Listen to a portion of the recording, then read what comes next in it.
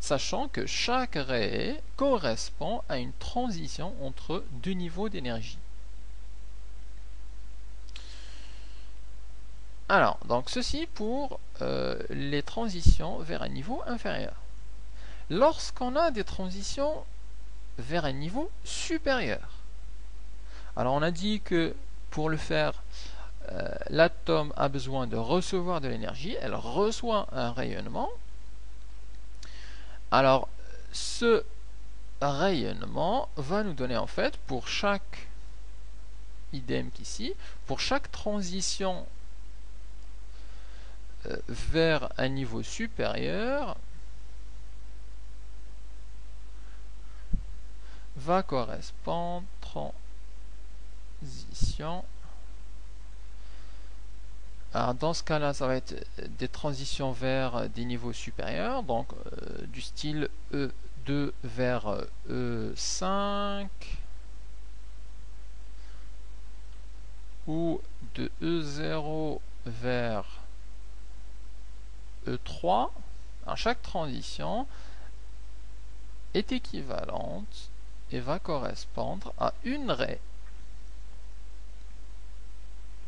qui va être une raie d'absorption.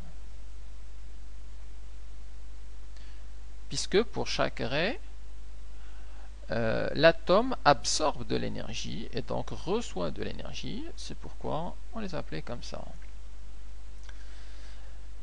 Et chaque raie est aussi caractérisée par sa fréquence et par sa longueur d'onde. Le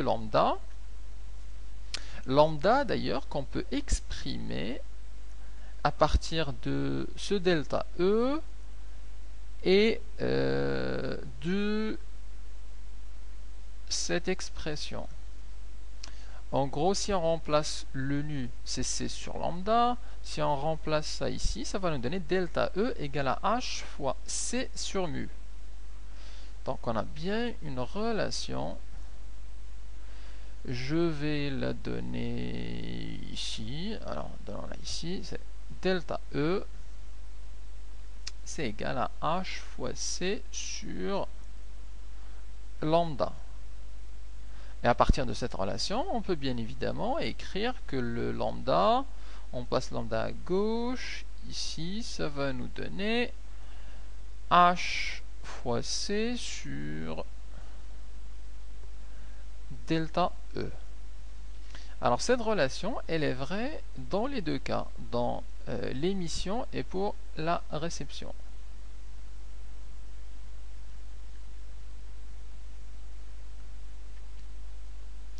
Et elle nous donne en fait la relation qu'il y a entre ces différents lambda 1, lambda 5, lambda 4 et la transition correspondante entre E4 et E0. On aurait par exemple ici H fois C divisé par l'énergie E4 moins l'énergie E0. Lorsqu'on est dans une raie d'absorption, c'est la même chose, c'est une transition entre deux niveaux d'énergie.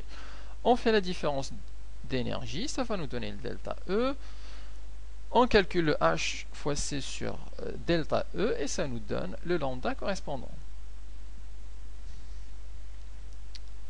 Alors, lorsqu'on regroupe les raies d'absorption, on obtient pareil un spectre qui est un spectre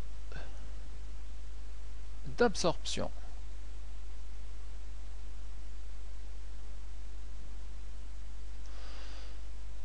Donc, qui contient aussi des raies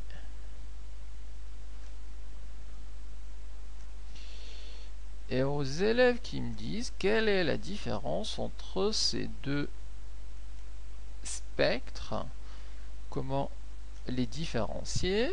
En fait, c'est assez simple. Pour un spectre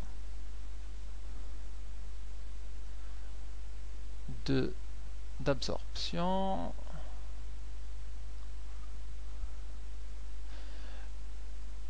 le fond ici n'est pas noir, mais il est coloré. On a un fond coloré et les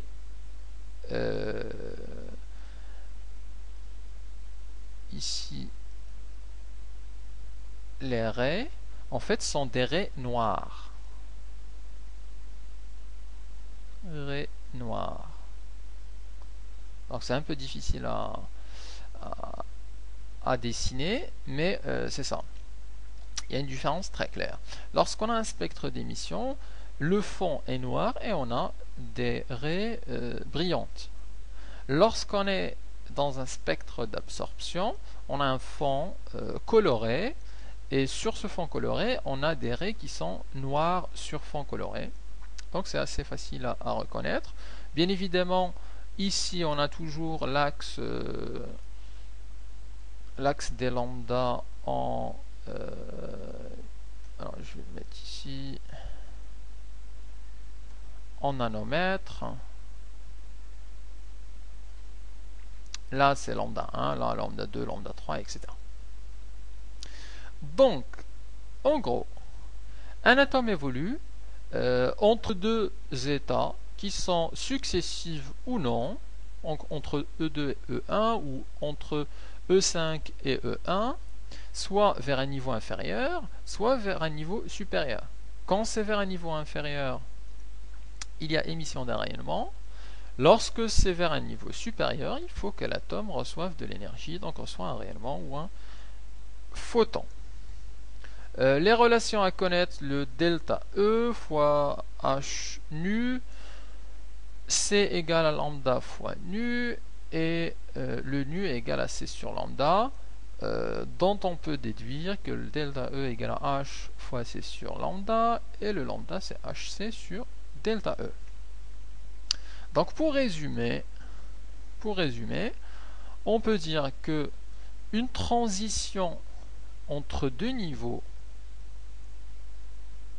quelconque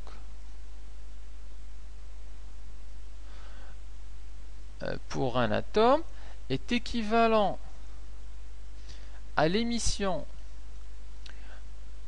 d'un rayonnement ou la réception d'un rayonnement, émission vers un niveau inférieur et réception lorsqu'on passe vers un niveau supérieur. Donc c'est équivalent à un rayonnement lambda en ici en Hertz, là c'est en joules, et c'est équivalent aussi à une longueur d'onde lambda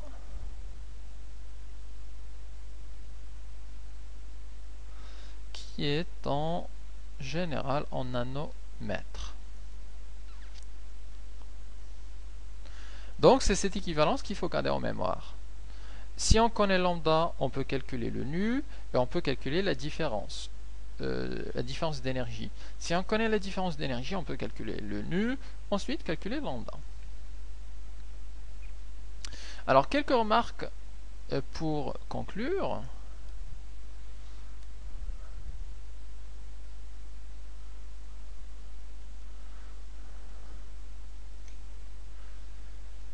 À connaître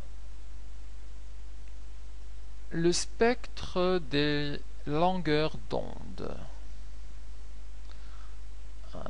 Le spectre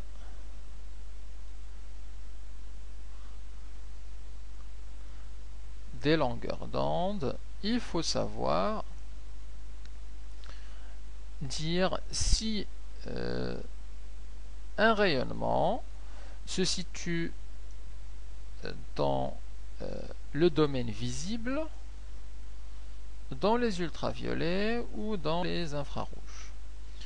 Alors, si je place ici le lambda en nanomètres, alors deux valeurs importantes à connaître, c'est le 400 nanomètres et le 800 nanomètres. Lorsqu'on a une raie entre 400 et 800, ça correspond à un rayonnement visible à l'œil nu. Donc c'est ce qu'on appelle le domaine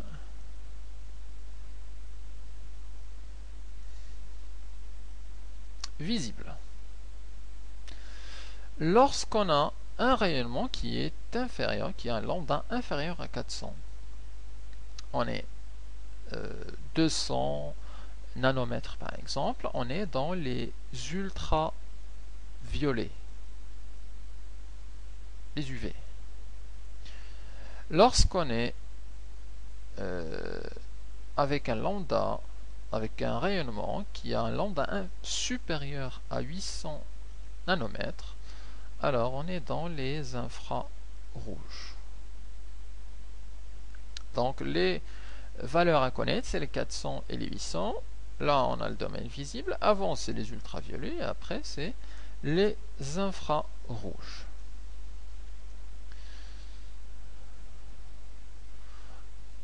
Autre information à connaître dans ce chapitre, c'est une force nouvelle, c'est la force d'interaction électrostatique.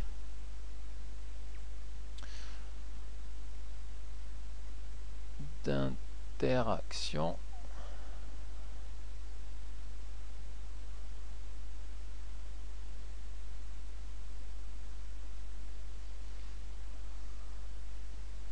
électrostatique.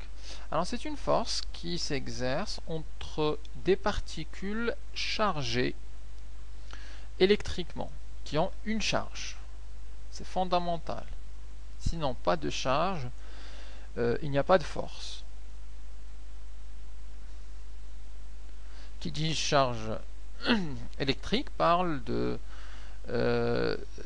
d'ion par exemple, un ion, un cation, H+, ça a une charge positive. Un ion Cl-, ça a une charge négative. Donc, si on a deux entités, deux particules, l'une qui a une charge QA, la charge est calculée en coulombs, la particule B qui a une charge QB, et si on connaît la distance entre les deux particules, la distance qu'on va noter petit d, alors il s'exerce une force entre ces deux particules. On va dire que la particule A, particule B, exerce sur la particule B la force dite d'interaction électrostatique, alors qui a pour expression, on va donner son module. Alors Fe c'est égal à une constante K fois la charge de la particule A multiplié par la charge de la particule B, et c'est divisé par la distance au carré. Donc les deux charges ont pour unité le coulomb. La distance est en mètres. Fe est en newton bien évidemment. Et le K est une constante. C'est une constante, on va donner sa valeur. Alors, K, c'est égal à 8,99 10 à la puissance 9 en newton, mètre au carré, coulomb moins 2. Je n'ai pas encore parlé du sens de cette force, si elle est attractive ou répulsive. En fait, on a les deux possibilités selon la charge considérée. Donc, la force